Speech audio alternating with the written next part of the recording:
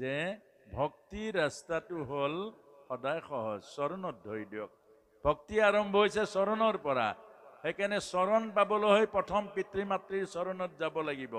আকৌ কৈছো, চৰণ পাবলৈ হলে প্ৰথম পিতৃ মাতৃৰ চৰণৰ মাজেৰে আগবাঢ়িব লাগিব।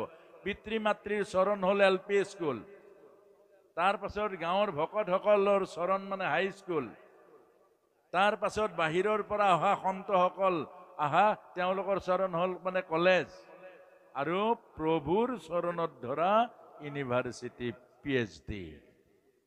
তেতিয়া আৰু মাষ্টাৰ ডিগ্ৰী হৈ গ'ল, আপুনি ভকত হৈ গ'ল। আৰম্ভটো LP স্কুলত হ'ব লাগিব নাই? মাক বাপেকক সেৱা নকৰাজনৰতো LP স্কুলে নাই, পাছত গৈ। সেইকাৰণে আপোনালোকে চাব, আমাৰ আজিকালি চৰণ ধোৱা চিষ্টেম নাই, ভৰি ধোৱা চিষ্টেম আছে, হয় নহয়? মাইকী মানুহজনীক পঠিয়াই দে, এই ভৰিখন ধুৱাই দে।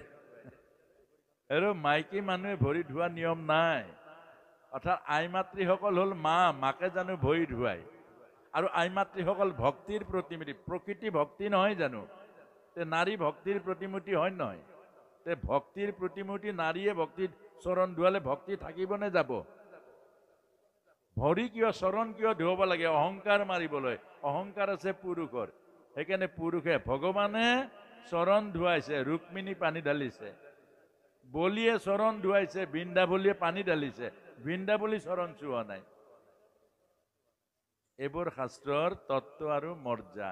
সেইকাৰণে এতিয়া আমাক ৰাস্তাত কৈছে, ভক্তি যোগৰ অৰ্থ হ'ল এটা জ্ঞানৰ টান, এটা হ'ল ভক্তি সহজ, আৰু আমাক ভাগৱত আৰু গুৰুজনাই কৈছে চৰণত ধৰাটোৱে ভাল।